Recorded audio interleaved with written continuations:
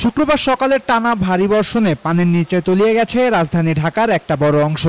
বেড়েছে মানুষের দুর্ভোগ। চলতি পথে এমন দুর্ভোগের কথা চিন্তা করেই ঢাকার মানুষ বৃষ্টিকে সবসময় ভালোবাসতে পারে না। বৃষ্টিকে ভালোবাসতে পারে না আরেক দল মানুষ, যারা ক্রিকেট ভালোবাসে। বৃষ্টিতে ক্রিকেট সম্ভব নয়, এ আর নতুন করে জানানোর বিষয় নয়। সাদা বলের খেলায় তবুও বৃষ্টিকে জয় করা যায় মাঝে মধ্যে, কিন্তু টেস্ট ক্রিকেটে দিনভর বৃষ্টি মানেই বিরিয়ানিতে এলাচের মতো বিরক্তিকর একটা ব্যাপার। কিন্তু যদি বৃষ্টির মধ্যেও টেস্ট খেলা যেত তবে কেমন হতো বলুন তো? না, অসম্ভব কোনো কল্পনা নয়। সবকিছু ঠিকঠাক থাকলে এবং আইসিসির অনুমতি পাওয়া গেলে 2029 সাল নাগাদ বৃষ্টিতেও খেলা যাবে টেস্ট ক্রিকেট। এমন সুবিধাওয়ালা এক মাঠই বানানোর কথা চলছে অস্ট্রেলিয়ায়। অস্ট্রেলিয়ার তাসমানিয়া রাজ্যের হোবার্ট শহরের মার্কোয়েরি পয়েন্টে স্বচ্ছ কাঁচের ছাদ দিয়ে একটা স্টেডিয়াম বানানোর প্রস্তাব দেওয়া হয়েছে। প্রকাশ করা হয়েছে স্টেডিয়ামের নকশাও।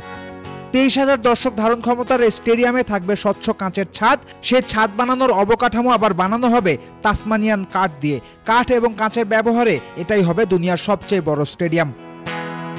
মূলত অস্ট্রেলিয়া ফুটবল লিগ AFL-এ প্রথমবারের মতো সুযোগ পাচ্ছে তাসমানিয়ান কোনো দল। তাসমানিয়া ডেভিলস 2028 সাল থেকে খেলবে AFL-এ। সেই লক্ষ্যেই তাসমানিয়া ডেভিলসের হোম গ্রাউন্ড হিসেবে বানানো হচ্ছে এই স্টেডিয়াম। কিন্তু মজার ব্যাপার হলো, ফুটবলের কারণে এই স্টেডিয়াম বানানো হলেও এটা হবে একটা বহুবিধ ব্যবহারের স্টেডিয়াম। ফুটবলের পাশাপাশি এই মাঠে ক্রিকেটও হবে বলে জানিয়েছে ক্রিকেট তাসমানিয়া। কাঁচের ছাদ থাকবে বলে দিনের বেলার ক্রিকেট খেলায় সূর্যের আলো পাবে মাঠ, এবং প্রস্তাবিত নকশা অনুযায়ী রোদের ফলে সৃষ্ট ছায়া থেকে খেলায় কোনো সমস্যা হবে না এই মাঠে।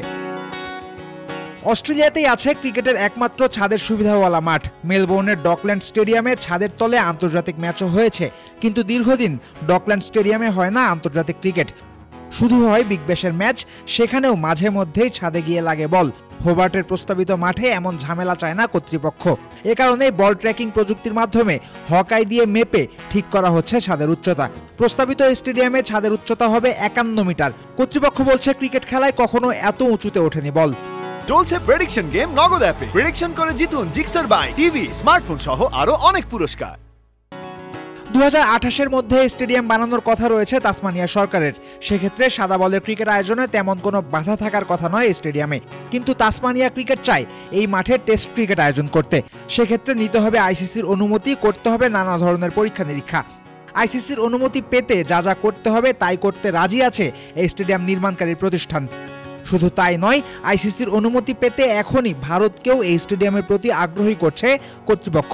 স্টেডিয়ামের নকশা প্রকাশ করার দিন cricket Tasmania chief executive Dominic Baker বলেন, ভারত এই স্টেডিয়ামের দিকে তীক্ষ্ণ নজর রেখেছে। তাসমানিয়ায় অত্যাধিক গরম নিয়ে অভিযোগ থাকে ভারতীয়দের, তাই একটা পুরো এয়ার কন্ডিশন স্টেডিয়াম হলে নিশ্চিতভাবে টেস্ট ক্রিকেটে বাড়বে দর্শক সংখ্যা। দিন যত গড়াচ্ছে তত বেশি করে হচ্ছে ক্রিকেটের বিশ্বায়ন। এমন অবস্থায় খারাপ আবহাওয়া কিংবা বৃষ্টির সাথে লড়াই করার একটা রাস্তা বের করতে হবে ক্রিকেটকে। সে কারণেই ভবিষ্যতে ছাদ আছে এমন স্টেডিয়াম জনপ্রিয় হতে পারে ক্রিকেটে। গুরুত্বপূর্ণ সাদা বলের ম্যাচ আয়োজন করা যেতে পারে এমন স্টেডিয়ামে। আর যদি শেষ পর্যন্ত টেস্ট ক্রিকেট আয়োজনের অনুমতি পেয়ে যায় হোবার্টের প্রস্তাবিত এই মাঠ, তবে তা হবে ক্রিকেটের জন্য যুগান্তকারী এক সিদ্ধান্ত। নতুন দিনের প্রযুক্তির সাথে হাত মেলাবে শতবর্ষী টেস্ট ক্রিকেট। ফয়সাল হাবিব, ক্রিক ফ্রেন্ডসে।